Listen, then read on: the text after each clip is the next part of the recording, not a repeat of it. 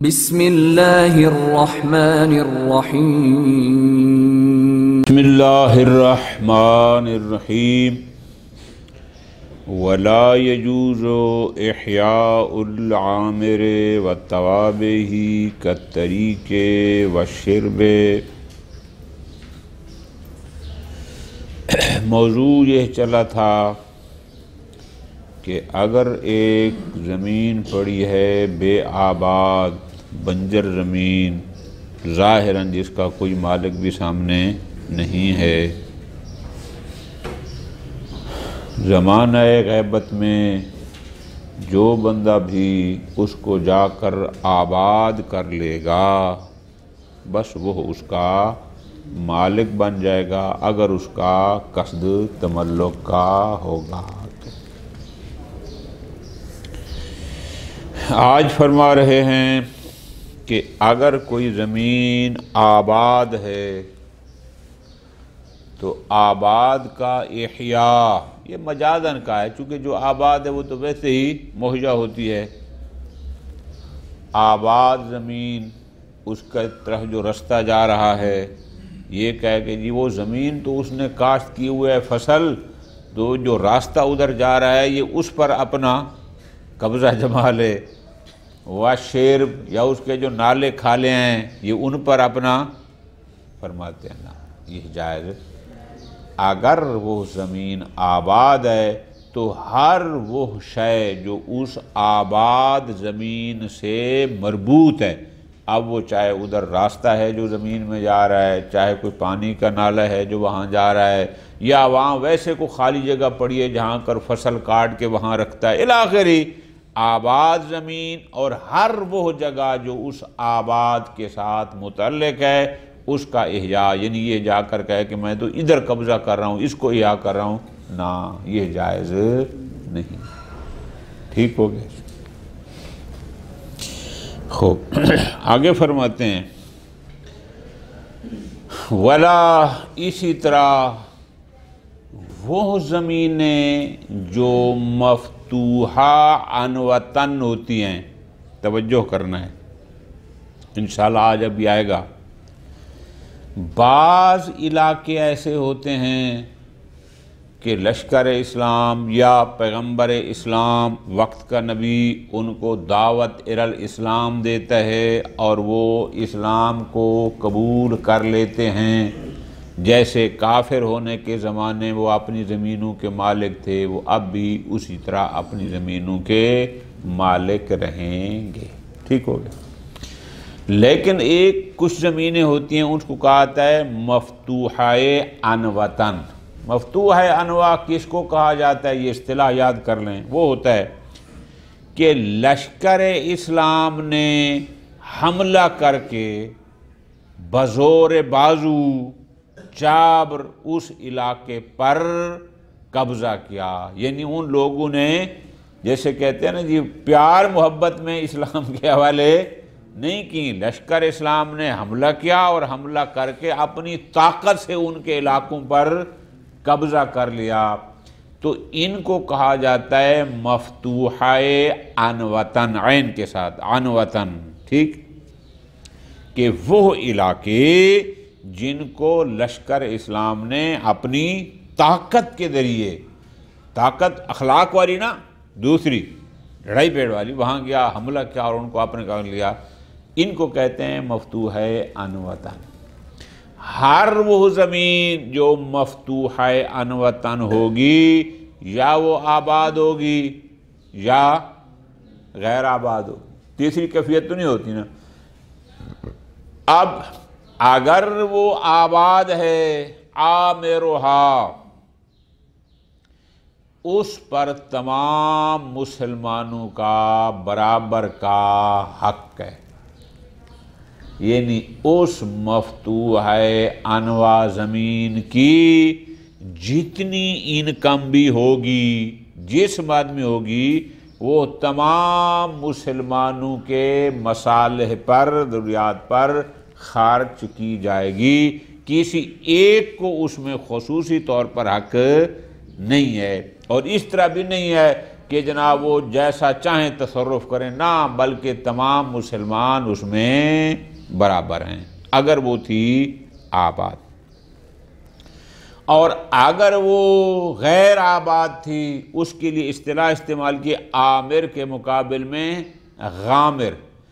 غامر جیسے کاتم بمعنی مکتوم، فاعل بمعنی مفعول کے بہت سارے الفاظ استعمال ہوتے ہیں، یہ غامر اصل بمعنی مغمور کیا ہے؟ لغت میں آپ دیکھیں گے تو اس زمین کو کہتے ہیں جس پر پانی زیادہ آ گیا ہو، یعنی وہ جس کو ہم اردو میں اپنے علاقے میں کہتے ہیں فلاں زمین دریا برد ہو گئی ہے، کہ زمین کو دریا نے اپنے حصار میں لے لیا، وہاں پر آبادی۔ لیکن یہاں پر فقط وہ نہیں ہے کہ جس زمین پہ پانی چڑھ گیا ہو، یہاں وہ بھی مراد ہے کہ جہاں پر پانی جاتا ہی، یعنی اگر وہ بے آباد، بئی معنی کہ وہاں پر کوئی فصل چسل نہیں ہوتی، نہ کوئی کاشتکاری ہوتی ہے، نہ وہاں پر کوئی درخت ہیں، کچھ بھی۔ کیوں؟ اس لیے دو وجہ ہوتی ہیں، یا وہاں پانی ہی پانی ہے، کچھ کاشت ہو نہیں سکتا، یا سرے سے پانی نہیں ہے، دونوں صورتوں میں۔ اگر وہ زمین جو مفتوحہ انوطن تھی، اگر وہ عامر آباد تھی، تو اس پر سب مسلمانوں کا برابر کا حق ہے، لہذا کسی کو حق نہیں کو جا کر ایک ٹکڑے کو اپنی مرضی سے قبضے میرے لیے آباد کرے، مالک بن جائے، نہ، اس کے مالک سارے ہیں۔ اور اگر وہ زمین غامر تھی، بے آباد تھی، تو فرماتے ہیں وہ ہوتی ہے للامام علیہ السلام۔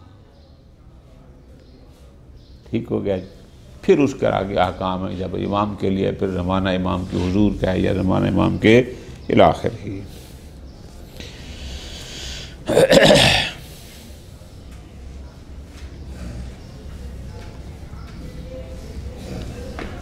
لا یجوز احیاء العامر، آباد زمین کا آباد کرنا جائز نہیں ہے۔ یہ ویسے مجازن کا ہے، جو ہے ہی آباد، اس آباد کو کیا تحصیل حاصل ہوگی؟ خوب، وَالتَّوَابِهِ، یا عامر کے ساتھ جو آباد زمین سے مربوط، کیسے؟ قَالطَّرِیق المفضی الیہ، وہ راستہ، وہ جو راستہ جا رہا ہوتا ہے 8-10 فٹ کا، جو بندہ اپنی زمینوں تک پہنچتا ہے، اب وہ کہے کہ میں زمین کا آباد نہیں کر رہا، یہ راستہ تو ویسے بنجر پڑا ہے، میں اس راستے پر اپنی فصل کاشت کرتا ہوں، درخت لگاتا ہوں، نہ۔ وَالشِّرْب بِکَسْرِ الشِّین، اصلہ الحظ من الماء، شرب کا ویسے معنی تو ہوتا ہے کہ پانی میں سے کچھ حصہ، لیکن جیسے آیت مجیدہ لہا شرب یوم ولکم شرب یوم معلوم، لیکن یہاں پر شرب سے مراد کیا ہے؟ النہر، یعنی وہ نالے، نہریں، کھالے، جن کے ذریعے پانی ایک جگہ سے دوسری جگہ وہ زمین تک پہنچتا ہے، کہ المعد للمصالح العامر، کہ جو اس آباد زمین کی مصلحت کے لیے، فائدہ پہنچانے کے لیے جو بھی کچھ بنایا جاتا ہے۔ وَقَضَى غَيْرُهَا مَا، یا نہر اور رستے کے علاوہ اور بھی بہت کچھ ہوتا ہے، مِن مرافق العامر وحریمہ، اور آباد زمین کے بعض لوگ جو ہیں وہ چار دیواری دیتے ہیں، بعض جو ہے وہ لگاتے ہیں، بعض اوقات وہیں پر کچھ خالی جگہ رکھتے ہیں کہ ادھر فصل کاٹتے ہیں تو پھر وہاں جا کر اس کو جمع کرتے ہیں، جو چھوٹی بہت جگہ خالی پڑی ہو۔ یہ سارے کے سارے آپ ترجمہ یہ کریں گے کہ ہر وہ شے یا ہر وہ ٹکڑا زمین کا جو آباد زمین سے متعلق ہو، کسی کو حق نہیں کہ جا کر اس کا احیاء کرے، اس کو آباد کرنے کی کوشش کرے۔ اسی طرح فرماتے ہیں وَلَا إِحْيَاءُ الْمَفْتُوحَ أَنْوَةً، جو زمین مفتوحہ انوطن ہے اس کا احیاء، انواع کسے کہتے ہیں؟ اے قہراً و غلبتاً، کہ لشکر اسلام نے غلبہ کر کے، جابر کر کے اس پر قبضہ کیا ہو، جیسے کارد شام والعراق وغالب بلاد الاسلام، اکثر اسلام والا کسی حکم میں۔ کیوں جی؟ فرماتے ہیں اس لیے کہ جو زمین مفتوحہ انوطن ہے، یا وہ آباد ہوگی یا وہ غیر آباد، کوئی تیسری کیفیت تو نہیں ہوتی۔ فرماتے ہیں اس لیے کہ اِذْ آمِرُهَا حال الفات، جب لشکر اسلام نے اس علاقے پر غلبہ حاصل کیا اور علاقے کو قبضے میں لیا، اگر وہ اس زمانے آمر آباد تھی او زمان وقت فتح، جب لشکر اسلام نے علاقہ فتح کیا، عامرھا، اگر وہ آباد تھی، للمسلمین قاطبتاً، تو وہ تمام مسلمانوں کی ہے، کسی ایک مسلم کی ملکیت میں نہیں آ سکتی، اس پر تمام مسلمانوں کا حق ہے۔ کیا مطلب؟ اس کا مطلب یہ ہے کہ انہا سے لہا، کہ ان مفتوح انوت، جو اراضی مفتوح انوطن ہیں، ان سے جو کچھ بھی انکم ہوگی، یصرف فی مصالحہم، وہ مسلمانوں کی مصالح میں، یعنی ان کی جو ضروریات ہوگی، ڈیمانڈ ہوگی، اس میں اس کو خرچ کیا جائے گا، یہ مراد ہے۔ لا تصرفہم فیہا کیف اتفقا، اس کا مطلب یہ نہیں کہ مسلمانوں کے اختیار ہے جیسے چاہیں اس میں تصرف کریں، کہ کوئی اپنا مکان بنا لے تو کوئی فیکٹری لگا لے، نہ یہ مراد نہیں ہے، بلکہ وہاں سے جو انکم ہے وہ سب پر خرچ کی جائے گی۔ خوب، پس اگر آباد تھے تو وہ تمام مسلمانوں کا حق ہے، کوئی ایک اس کو آباد کر کے اس پر قبضہ نہیں کر سکتا، وہ پہلے سے آباد ہے۔ وَغَامِرُهَا، اور اگر فتح کے وقت وہ زمین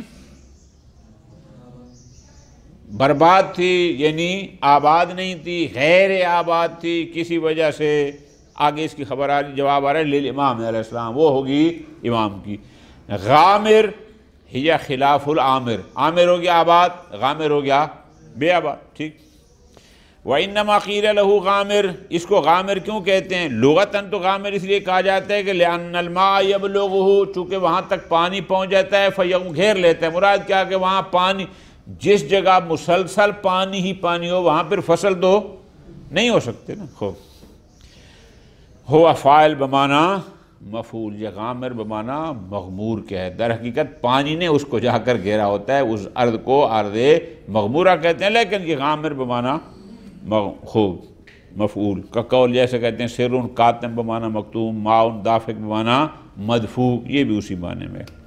وَإِنَّمَا بُنِيَ الْفَاعِل، تو پھر سیدھا سیدھا مغمورہ کہہ دیتے، غامر کیوں کہا ہے؟ فرماتے ہیں غابر قائل ہے جو قابل بہل، چونکہ پیچھے عامر تھا تو انہوں نے کہا ہے غامر۔ خوب، وکیل بعض کہتے ہیں نہیں، الغامر من الارض، کہ غامر ہر اس زمین کو غامر کہتے ہیں، ما لم یزرع، جس میں کھیتی باڑی کاشتکاری نہ کی گئی ہو، مما یحتمل زراعۃ، حالانکہ وہ کھیتی باڑی کی صلاحیت رکھتی ہو، یعنی جو زمین اس قابل ہے کہ اس میں فصل کاشت کیے جا سکیں لیکن نہ کیے گئے ہوں، تو بس اس کو غامر کہتے ہیں۔ خوب، اب فرماتے ہیں وَمَا لَا يَبْلُغُ الْمَاءُ مِن مَوَاطِ الْأَرْضِ، اگر ایک زمین بنجر ہے، بے آباد ہے، لیکن اس لیے بے آباد ہے کہ وہاں پر پانی پہنچتا ہی نہیں ہے، لا يُقَالُ لَهُ غامر، اس کو غامر نہیں کہنا چاہیے۔ کیوں؟ نادرن آپ سے متقدم، جو غامر تو اس کو کہتے ہیں کہ جہاں پانی بہت زیادہ ہو، پانی غالب آ گیا ہو، یہاں تو دھیرے سے پانی پہنچتا ہی نہیں ہے، لیکن جواب میں کہتے ہیں المراد ہنا ان مواتا، ہماری مراد یہ ہے کہ جو زمین بے آباد ہو، مطلقہ بے آباد ہونے کی دو وجہ ہیں، یا اس لیے بے آباد ہوتی ہے کہ سرے سے پانی پہنچتا ہی نہیں ہے، یا اس لیے بے آباد ہوتی ہے کہ وہاں پانی ہی پانی۔ شاباش۔ بہرحال مفتوح ان وطن کو آپ آباد کاری وہاں نہیں کر سکتے اپنی مرضی سے، کیوں؟ چونکہ اگر وہ پہلے سے آباد تھی اس پر تمام مسلمانوں کا حق ہے، وغامر، اگر بے آباد ہے تو فرماتے ہیں للامام علیہ السلام، پھر وہ امام کی ملکیت ہے۔ فلا یسع احیاءہ بغیر اذنہ مع حضورہ، اگر زمانہ حضور کہے تو امام کی اذن اور اجازت کے بغیر آپ اس بے آباد زمین کو آباد نہیں کر سکتے۔ لیکن اما ما غیبت، لیکن اگر زمانہ غیبت ہے، بے شک وہ امام کی ہے، لیکن فیملکہ المحیی، جو آباد کرے گا وہ اس کا مالک بن سکتا ہے۔ لیکن مسئلہ یہاں نہیں ہے، مسئلہ یہ ہے یہ کون بتائے گا کہ جب لشکر اسلام نے اس علاقے کو فتح کیا تھا یہ زمین اس وقت آباد تھی یا بے آباد؟ اب کی بات نہیں ہے کہ اس وقت وہ آباد ہے یا غیر آباد. پیچھے لفظ آیا تھا نا حال الفات. معیار ہے جو لشکر اسلام کے فتح کرتے وقت آباد تھی اس پر تمام مسلمانوں کا حق ہے. جو لشکر اسلام کے فتح کرتے وقت اس وقت بے آباد تھی وہ امام کی ہے. لیکن اصل مسئلہ ہے کہ ہمیں اب کیسے پتہ چلے گا کہ زمانہ فاتح میں جب لشکر اسلام نے اس علاقے کو فتح کیا آیا یہ زمینیں آباد تھیں یا بے آباد تھیں؟ مشکل ہو جائے گی نا. یہ کیسے پتہ ہوگا؟ اب بتا رہے ہیں. فرماتے ہیں وَيُرْجَعُ الْعَانِ فِي الْمُحْيَا مِنْهَا وَالْمَيِّتِ فِي تِلْكَ الْحَالِ کہ وہ حال یعنی حال الفاظ کہ آج کے دور میں لشکر اسلام نے تو بہت پہلے فتح کیا لیکن آج ہم کیسے پتہ کریں گے کہ اس فتح کرتے وقت کون سی زمین مہیا آباد تھی اور کون سی بے آباد؟ فرماتے ہیں رجوع کیا جائے گا القرائن. قرائن کو دیکھیں گے کہ اگر کوئی قرینہ مل گیا کہ یہ آباد تھی تو اس کو آباد میں شمار کریں گے اور نہ ملا تو پھر قرائن میں سے بس ایک کیا ہے ضرب الخراج والمقاسمہ. اگر ایک زمین پر مملکت اسلامی سے ایک مدت سے ٹیکس لگتے آ رہے ہیں کہ فلاں زمین کا ٹیکس تو ٹیکس ہمیشہ آباد زمینوں پر ہوتا ہے بے آباد پر. یہ قرینہ ہے کہ اس کا مطلب ہے زمانہ فتح میں بھی یہ زمین آباد تھی. والمقاسمہ پرانے زمانے میں آج کل نہیں ہے کہ وہ جو بادشاہ ہوتے تھے مسلمان وہ کیا کرتے زمین کی انکم میں سے حصہ لیتے تھے. جس کی 10 بوریاں گندم ہوئی ہے نا ایک بوری وہ مثلا سرکاری خزانے میں جمع کرائے. اگر ان زمینوں سے مسلمان حکمران حصہ لیتے آ رہے ہیں تو یہ بھی ایک قسم کی علامت ہوگی کہ وہ زمینیں آباد تھی تو بادشاہ حصہ لے رہے ہیں نا. ایک یہ بھی قرینہ ہے. فَإِنِ انتفت لیکن اگر ہمیں کوئی قرینہ نہ مل سکے کہ آیا یہ زمانہ وقت فاتح میں آیا یہ زمین آباد تھی یا نہیں تھی قرینہ نہ ملے فالآصل یقتضی عدم الامارہ کہ نہیں وہ آباد نہیں تھی ہم یہ کہیں گے فَيُحْكَمُ لِمَنْ بِيَدِهِ مِنْهَا شَيْءٌ لہذا جس کے پاس جو زمین تھوڑی آ جائے گی اگر وہ دعویٰ کرتا ہے کہ یہ میری ہے تو وہ اس کی ملک کا حکم کر دیا جائے گا. ہم کہیں گے ہاں بھی ٹھیک ہے یہ تیری ملکیت میں.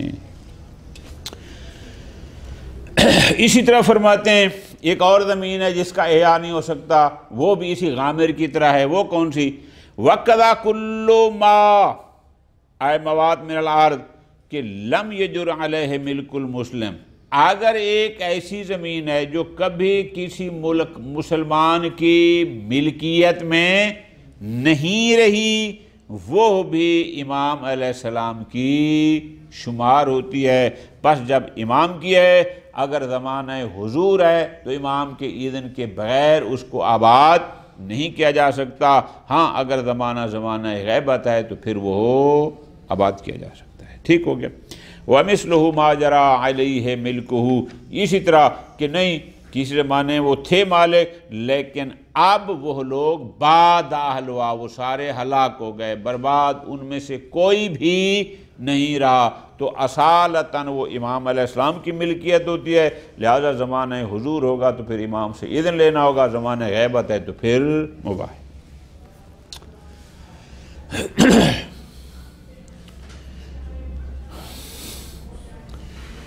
لو جرا علیہ ملک مسلم یہ آسان سا مسئلہ ہے. ہر وہ زمین جو ایک دفعہ کسی مسلمان کی ملکیت میں آ جائے تو بس وہ پھر اس کی ہوگی. وہ نہیں ہوگا تو اس کے وارثوں کی ہوگی. اگر وہ بے آباد بھی ہو جائے تو بھی اس سے اس کا حق ملکیت ختم نہیں ہوتا. ٹھیک ہے جی.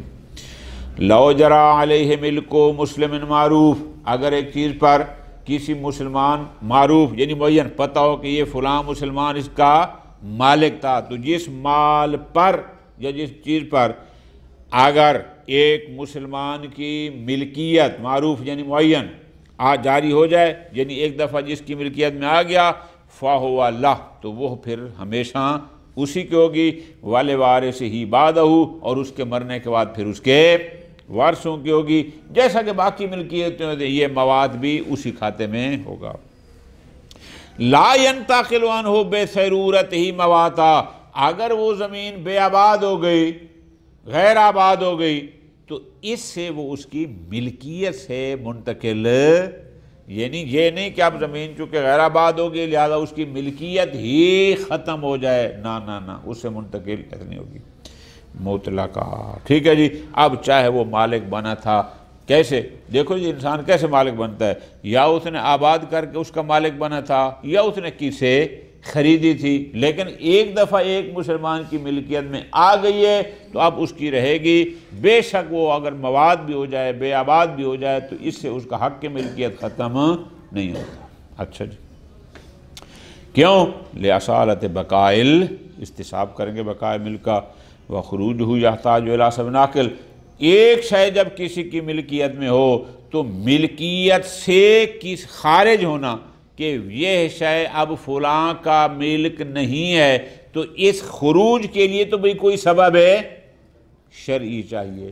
وہ سبب کیا ہوتا ہے؟ آپ بیع کر دیں، وہ سبب کیا ہوتا ہے؟ آپ ہبہ کر دیں، وہ سبب کیا ہوتا ہے؟ آپ وقف کر دیں، یہ سارے اسباب ہیں نا، وَهُوَ مَحْصُورٌ، اور وہ سبب سارے معین ہیں۔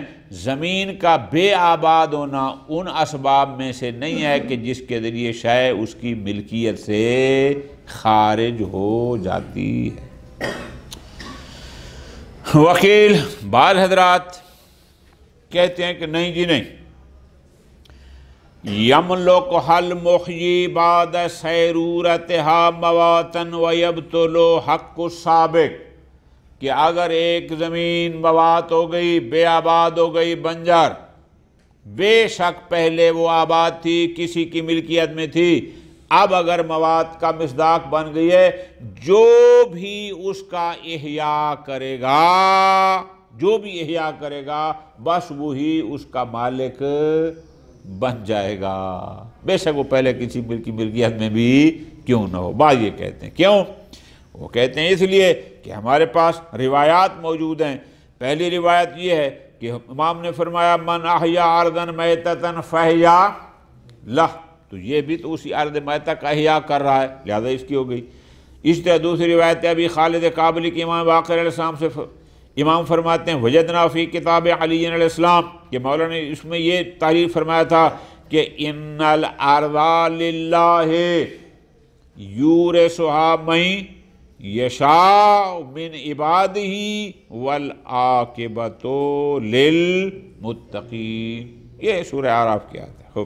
اور آگے فرمایا، یہ آیت لکھ کے آگے فرمایا فَإِن تَرَكَهَا، اگر لوگ اس زمین کو چھوڑ دیتے ہیں، وَأَخْرَبَهَا، اور اس کو برباد کرتے ہیں، مراد کیا وہ ساری بنجر ہو گئی، فَأَخَذَهَا رَجُلٌ مِّنَ الْمُسْلِمِينَ مِن بَعْدِهِ، بعد میں ایک اور مسلمان آ گیا اور اس نے اس زمین کو اپنے قبضے میں لے لیا، فَأَمَّرَهَا، اور اس کو تعمیر یعنی اس کو آباد کیا، جہاں کوئی تعمیرات کی، او احیاها، یا فصل وغیرہ کے ذریعے اس کا احیاء کیا، فَهُوَ أَحَقُّ بِهَا مِنَ الَّذِي تَرَكَهَا، اس دوبارہ احیاء کرنے والے اور آباد کرنے والے کا حق اس سے زیادہ ہے جو پہلے اس کو چھوڑ گئے۔